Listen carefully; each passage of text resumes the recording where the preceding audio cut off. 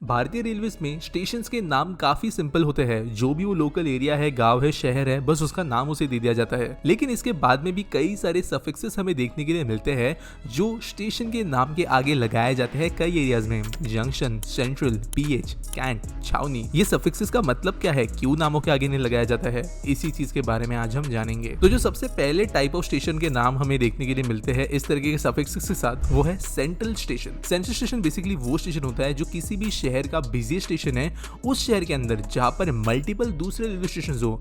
दिल्ली, मुंबई, चेन्नई, त्रिवेंद्रम, कोलकाता, इन सारे शहरों के अंदर आपको मल्टीपल बड़े रेलवे स्टेशन देखने मिलेंगे और इनमें से जो सबसे बिजीएस्ट एंड महत्वपूर्ण है वो बनता है सेंट्रल स्टेशन। जनरली जब पहले के जमाने में स्टेशन बनाए जाते थे उसके बाद में छोटे छोटे स्टेशन सिटी के आउटस्कर्ट्स में बनते थे, लेकिन क्योंकि ये स्टेशन बन गए तो वहां पर अर्बन डेवलपमेंट होता था, बिल्डिंग्स आ जा रही थी, लोग रहने लगते थे, तो होता ये था कि लोगों में कंफ्यूजन होता था कि किसी शहर में जब वो आ रहे हैं तब उसका मेन स्टेशन क्या है, और इसके लिए जो एक्चुअल मेन स्टेशन है उसके सामने सेंट्रल का नाम दिया जाने लगा। देश में करेंटली 5 सेंट्रल स्टेशन है जो कि है Mumbai central, Chennai central, Trivandrum central, Mangalore central और कानपुर सेंट्रल। अगले टाइप का जो नाम हमें देखने मिलता है स्टेशन के आगे वो है रोड, जैसे कि नासिक रोड, बिहुपुरी रोड, इस तरीके के स्टेशन हमें देखने के लिए मिलते हैं। ये तब इस्तेमाल किए जाते हैं जब रेलवे स्टेशन डायरेक्टली उस शहर को कनेक्ट नहीं करता बल्कि उसके पास में ही किसी टाउन, विलेज को कनेक्ट करता है, लेकिन उस शहर के लिए वो मेन रेलवे स्टेशन के तौर पे ही काम करता है। उस टाइम पे इन स्टेशन के आगे रोड लगा दिया जाता है क्योंकि ये एक्चुअली शहर का स्टेशन नहीं है, लेकिन जो शहर के लिए पहुंचने वाला मेन रास्ता है वो इसी स्टेशन पे से जाएगा। Dalhousie road, Bilaspur road, Abu road, ये भी ऐसे ही कुछ रोड नेम वाले स्टेशन है। अगला है जंक्शन।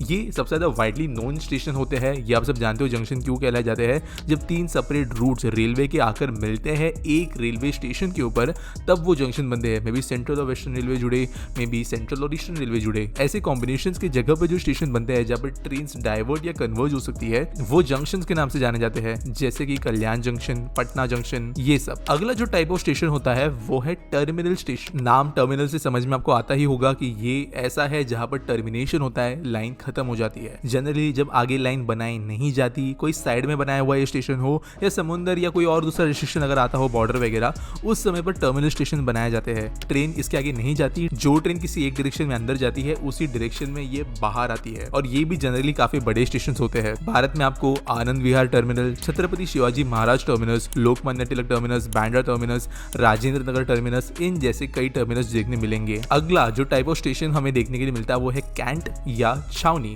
कैंट एक्चुअली कंटोनमेंट इस शब्द का शॉर्ट किया हुआ फॉर्म है।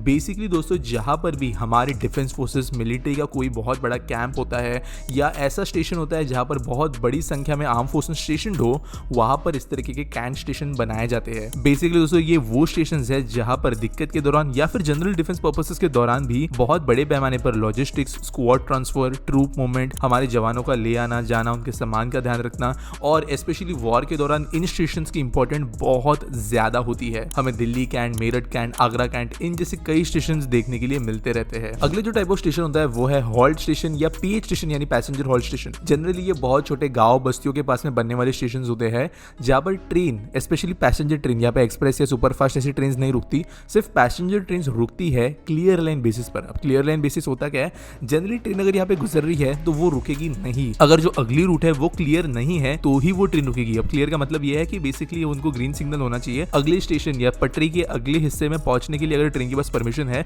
तो जनरली ये ट्रेन नहीं रुकेगी हॉल्ट पर, लेकिन कई सारे पैसेंजर ट्रेन जो होते हैं उनके शेड्यूल स्टॉप्स के अंदर हॉल्ट स्टेशन को इंक्लूड किया जाता है। तो जनरली पैसेंजर ट्रेन रुकती है, लेकिन जरूरी है कि वो रुके। अगर स्टॉप शेड्यूल्ड है तो वो रुकेगी, अगर स्टॉप शेड्यूल्ड नहीं है तो वो रुक भी सकती है, नहीं भी रुक सकती है।